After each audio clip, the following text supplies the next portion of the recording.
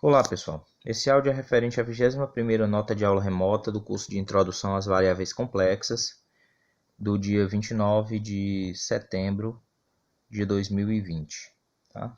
O objetivo nessa nota é falar um pouquinho sobre a fórmula integral de Cauchy, né? Particularmente traz o nome do matemático que a desenvolveu e a estudou, certo?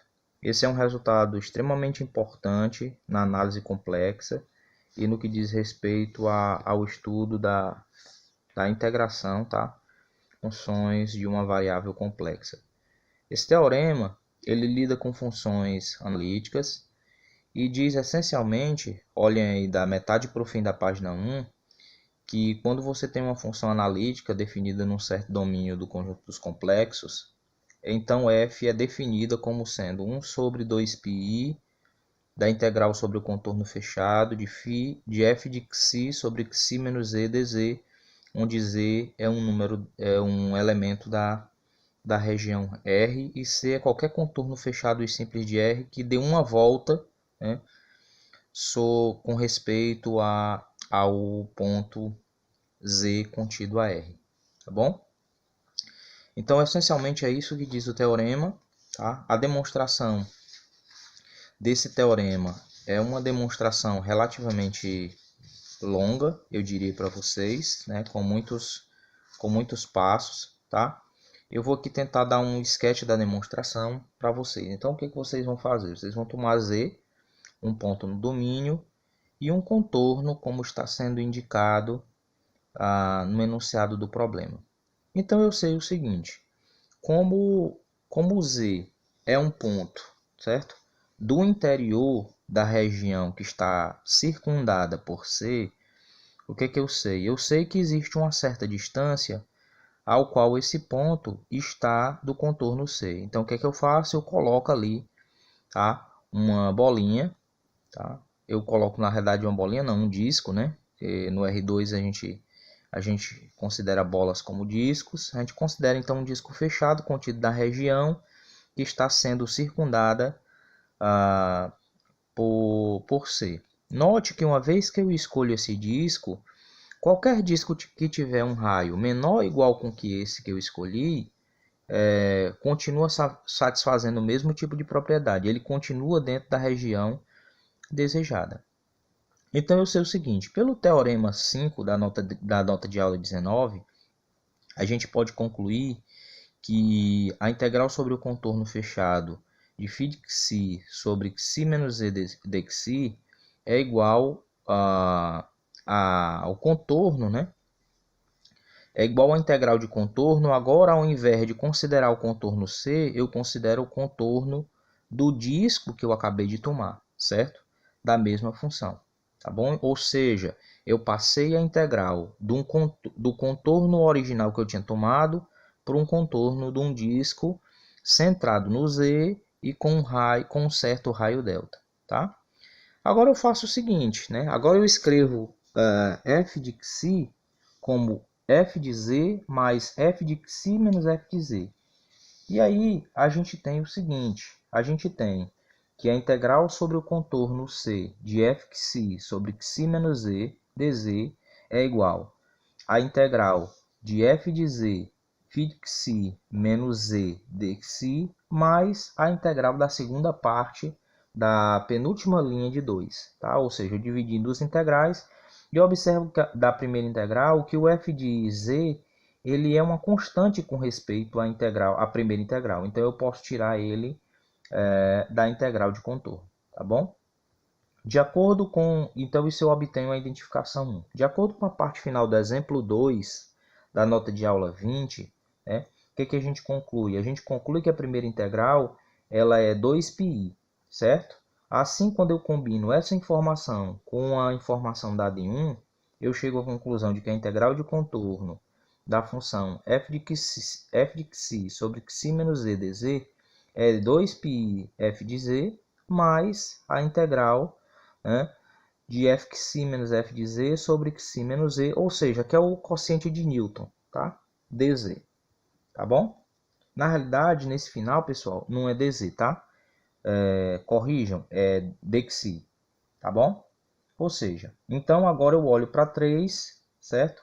E estrela, e eu chego aqui à conclusão, né? Eu olho para 3 e olho para a estrela, e resta então eu provar que a segunda integral, a primeira integral do lado, a única integral, quer dizer, né? Primeira nem segunda não. A única integral que eu tenho do lado direito, ela é igual a zero, tá? Quando? Quando eu mandar o delta para zero, tá? Se eu conseguir provar isso, essencialmente o teorema fica concluído, porque eu passo 2π para o outro lado e obtenho então que f de z era a expressão que eu desejava. Então o que eu tenho que fazer é mostrar que essa integral de contorno sobre o quociente de Newton ela é igual a zero. Tá? Para mostrar essa afirmação, o que eu tenho que fazer é usar a definição, né? A definição de limite, pessoal. Então, nada mais do que eu faço na página 4 é usar os conceitos da definição de limite, tá? Para tentar provar essa afirmação. Tudo bem? De novo, dado o epsilon, existe o delta, todos esses conceitos que vocês já conhecem, tá bom? E aí o que eu vou fazer? O que eu vou fazer é tentar estimar, né, o módulo da integral que eu quero provar que seja zero. E eu quero mostrar que isso é suficientemente pequeno, tá bom? E aí na página 4, né, da metade da página 4 para frente, a única coisa que eu faço é começar a fazer estimativas para essa integral de contorno, certo? Nesse novo disco delta estrela, onde delta estrela é o delta encontrado pela distância, né, da fronteira do conjunto, e o delta zero ele é obtido da continuidade de f. Então eu tenho duas constantes, né? Eu tenho o delta obtido da distância para o contorno e tenho o delta zero obtido da continuidade de f, certo? Então eu tomo um delta estrela que seja menor ou igual que um desses dois e então faço estimativa, obtendo ao final da página 4 que a integral, né, que o módulo da integral de contorno, certo? Do quociente de Newton da função f é menor ou igual que uma constante arbitrária que eu vou determinar no final, vezes o epsilon, sobre delta estrela da integral de contorno do módulo de dxi sobre o disco, sobre a fronteira do disco de raio delta estrela e z, certo?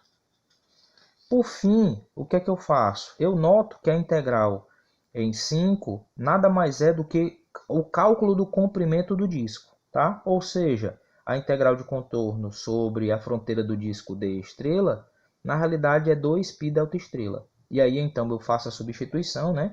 Combino 5 com 6 e obtenho então que o módulo da integral do quociente de Newton que eu quero, isso é menor do que 2π vezes o c, que é a minha constante arbitrária, vezes o epsilon. Agora, o que é que eu preciso fazer? Eu preciso simplesmente fazer com que isso seja menor do que o epsilon. Então, basta que eu tome o c para ser 1 sobre 2π, tá bom? E então, o resultado fica provado, né? O limite, a afirmação fica provada e, essencialmente, o teorema também ficará provado, tá bom? Observação 1 da página 6. O teorema de Cauchy ele nos faz perceber o quão surpreendente é uma função analítica. Note que f em um ponto z pertencente a um certo domínio, ela é determinada a partir de uma integral com respeito a qualquer contorno simples e fechado, onde z está em seu interior, né? E você considera um contorno fechado que dê uma volta simples nesse ponto, certo? De fato, isso mostra que os pontos de f estão todos interligados e que a analiticidade de uma função complexa f é realmente uma condição bem restritiva. Tá? O próximo resultado, que eu chamei de teorema 2, diz o seguinte: seja f, mais uma vez, uma função definida num certo domínio, função analítica, certo? E esse domínio simplesmente conexo. Então, o que a gente sabe é que se isso acontecer, f é c infinito, ou seja, ela é infinitamente diferenciável e as derivadas de f se comportam de um modo um tanto quanto semelhante ao que acontece com a fórmula integral de Cauchy, certo? E a expressão está dada aí para vocês em 2 estrelas, tá bom? Uma prova desse fato também é apresentada para vocês, tá? Essencialmente, o que se faz aqui prova o caso n igual a 1 e depois argumenta, faz um argumento mais abrangente, sofisticado de como é que você obtém isso para n maior ou igual que 2, tá? Então vamos provar aqui, vamos dar um sketch da demonstração, tá? No áudio. Então a gente vai provar que vale a fórmula, certo? Para n igual a 1, ou seja, f' de z é 1 sobre 2πi, a integral do contorno, f de xi sobre xi menos z ao quadrado de xi, certo? Para provar 7, o que a gente precisa garantir? A gente precisa calcular o limite do quociente de Newton para f. E garantir que esse quociente de Newton, né, já que é a derivada, é 1 sobre 2πi, a integral f de xi sobre xi menos z ao quadrado de xi. Tá? É isso que a gente tem que fazer, certo? Então a gente vai fazer, como é que a gente procede? Usando mais uma vez o conceito de limite, tá, pessoal? E aí na página 8, tem lá a estimativa do limite que se tenta buscar, né? A estimativa do quociente que se tenta buscar quando o h for suficientemente pequeno. Aí o que é que eu faço? Eu noto que dentro do parênteses, dentro do primeiro módulo da página 8, lá em cima, já perto do começo da página, tem uma função grande, né, dentro do módulo. Então eu redefino, eu batizo essa função, tá? Identificada por 9 por f grande, tá? Tudo bem? E aí eu procedo com a conta, porque o meu objetivo é mostrar que para algum h suficientemente pequeno, para alguma região que tem um h suficientemente pequeno, essa f de z ela também é suficientemente pequena. Tá? Do meio para o fim da página 8, algumas restrições que eu devo levar em consideração para poder fazer as estimativas, tá? Com f grande de h. A página 9, pessoal, ela essencialmente concentra contas que eu posso fazer, certo? Com o f de h, fazendo desmembramentos, tá? Então a página 9 é dedicada a fazer um desmembramento dos termos e tentar fazer uma aglutinação dos mesmos, tá? Então o objetivo é transformar a expressão em 9 numa única integral de contorno, tá bom? Então eu procedo com a conta, certo? Eu procedo com a conta na página 9, todinha, até o fim, com o objetivo de encontrar uma única integral. Sigam o passo a passo que está sendo feito, para que vocês observem que f de h, na realidade, é o h sobre 2πi, lá no fim da página 9, da integral de f de xi sobre xi menos z menos h, xi menos z ao quadrado de xi, certo? E aí o que a gente vai fazer? Vai estimar o módulo disso, tá? Então, a gente estima o módulo disso, está identificado em 10, tá? Isso é menor ou igual que h sobre 2πi, né? Uma vez que o módulo de é 1, então fica h sobre 2πi, a integral de contorno do módulo de f de xi sobre o módulo de xi menos z mais h, vezes o módulo de xi menos z ao quadrado, vezes o módulo de d de xi, tá? Agora, o que é que a gente faz? A gente vai tentar estimar o que é que tá me dando na parte de baixo, no denominador da minha função que está identificada em 10. Tá? Então, eu noto que como o xi está no contorno de C, né, está no conjunto C, que é o contorno, então a gente sabe que o módulo de xi menos z é maior ou igual que a distância, né, de Z para o C menos o D. Tá bom? Certo? Ok. E ainda eu uso a desigualdade triangular na parte de baixo, certo? Para garantir que o módulo de xi menos z mais h, isso é maior ou igual que d sobre 2, certo? Uma vez que eu tenho isso, essas duas informações, eu as substituo, tá? Eu as substituo na expressão em 10 para obter que o módulo de f de h, o f grande de h, ele é menor ou igual que o módulo de h, que a gente já sabe que é h, né? Não, perdão.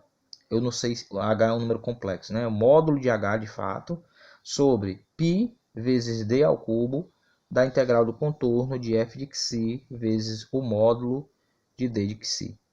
Lembrando que em 11 eu também tenho um módulo de f de Xi, e não só f de Xi, f pequeno, tá? Desde que f é contínua, certo? E C é um conjunto limitado e fechado, então F também é limitado em C. Ou seja, existe um M positivo que vence F, né? que é maior ou igual que F, quando F é avaliado em pontos que estão sobre o contorno C, certo? E aí o que é que eu sei também? Eu sei o seguinte, né? Como eu tenho uma região simplesmente conexa, eu posso tomar um contorno que é medível o seu comprimento, ou seja, a minha função pode ser parametrizada, né, por uma função seccionalmente contínua. Então eu tenho o comprimento do meu contorno, tá?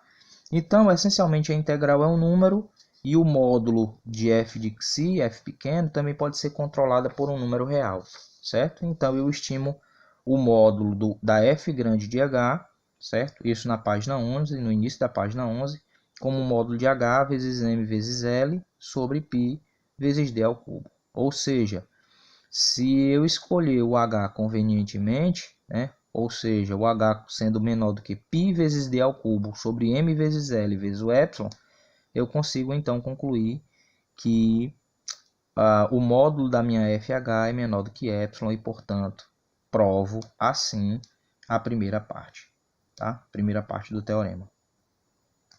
Para provar a segunda parte do teorema, certo? A gente, na realidade, pode provar um teorema mais geral que implicará nessa segunda parte, que é quando n é maior ou igual que 2. Certo? O teorema diz o seguinte: seja C um contorno qualquer, e seja ainda G uma função contínua definida nesse contorno e n um número natural. Então, a função f de C menos o contorno dada por f de z igual a integral sobre o contorno C de G de Xi sobre Xi menos e elevado a n de Xi é analítica. Além disso, a derivada funciona como se eu pudesse, da parte do denominador, né, do que está dentro da integral, esse número sai, né, o n sai para fora da integral, e a potência do denominador aumenta para n mais 1. Tá bom? É assim que funciona a derivada dessa função. Tá bem? E aí, como corolário desse teorema 3, a gente acaba conseguindo provar a segunda parte do teorema, tá bom? Então, na página 12, tem toda a explicação, né, de como se demonstra o corolário, e observa-se perfeitamente que a expressão em 13 é exatamente a expressão do teorema 2 para n maior ou igual que 2. Tá? Então, a única coisa que se faz para mostrar o corolário 1 é observar a identificação que existe entre a função g do teorema 3 e a função f do teorema 2. Tá? Não tem nada de surpreendente, não. Acho que vocês podem acompanhar a demonstração. Já a prova do teorema 3 é uma prova longa, tá?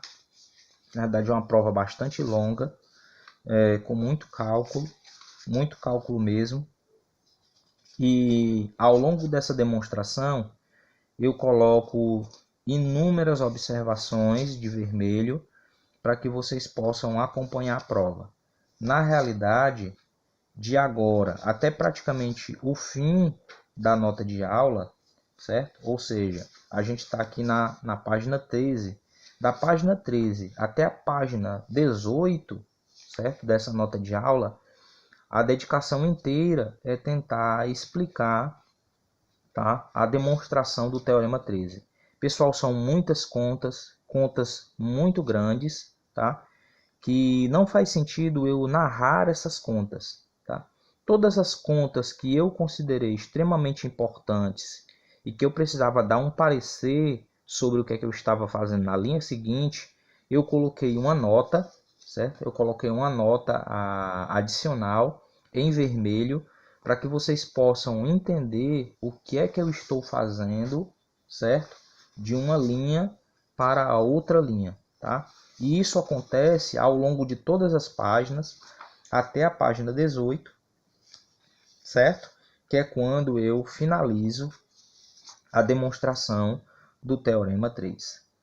Na página 19, a gente tem um quarto teorema para essa nota de aula, que é o Teorema de Moreira, certo? Que diz o seguinte: seja f uma função definida num certo domínio R, certo? Contínua, e você supõe que a integral sobre um contorno fechado de f de z dz é igual a zero, certo? Qualquer que seja o contorno. Então, necessariamente, f é analítica. Ou seja, a gente já tinha visto que se você tem um f, uma função analítica definida num contorno fechado, certo? Numa região simplesmente conexa, então era zero. Agora o Teorema de Moreira está tentando provar para nós a recíproca, que diz que se eu também tiver que a integral de um contorno de uma função, ela sempre der resultado zero da integral, então significa que ela é analítica. Analítica implica nessa integral igual a zero. Agora a integral igual a zero para todo contorno também implica que f é analítica. A prova é bem curtinha, tá? Tá aí para vocês na nota de aula. Essencialmente são 5 linhas, tá? A demonstração do Teorema de Moreira. Tá bom? Abaixo, como eu uso uma informação importante, certo? Que eu chamei de A, eu relembro ao final da página 9 o que é que vem a significar o A, tá? Ok. Página 20, né? São mais algumas consequências, tá? Dos resultados centrais que a gente provou nessa nota, que é o teorema de Liouville, né, que diz que se você tem uma função analítica em todo o conjunto complexo, se f for limitada, então não tem jeito, f tem que ser a função constante. Tá? A continha também está mais uma vez feita aí para vocês, né? Assumindo que f é constante, f é limitada, né? Então você usa, por exemplo, o teorema 2 para a primeira derivada. E aí o que você vai fazer? Você vai estimar o módulo da primeira derivada de f, certo? Usando a sua expressão, tá bom? E aí na página 20, do meio para o fim da página 20, tem essa estimativa, né, do módulo da derivada primeira, usando só cálculos simples, colocando o módulo cada vez para mais para dentro da integral, tá bom? E aí a gente chega à conclusão de que a integral sobre o contorno, sobre um contorno que essencialmente é um disco, tá? É igual a 2πr. Então a gente chega à conclusão de que o módulo de f' de z é menor ou igual que m sobre r, onde m é a constante que limita a função f, tá? Ora, mas como a minha função está definida em todo o conjunto dos complexos, o r pode ser tomado tão grande quanto eu quiser. Isso essencialmente está me dizendo que o módulo de f' de z tem que ser igual a zero, já que o r é tão grande quanto eu quiser, tá bom? E então a derivada primeira tem módulo igual a zero, isso significa então que a derivada é nula, o que garante que f é constante, tá bom? Então ao final da página 21, eu indico alguns exercícios e também peço para vocês darem uma observada, uma estudada, tá? Na demonstração do teorema fundamental da álgebra como consequência do teorema de Liouville, tá bom? A partir de agora eu desejo para vocês bons estudos.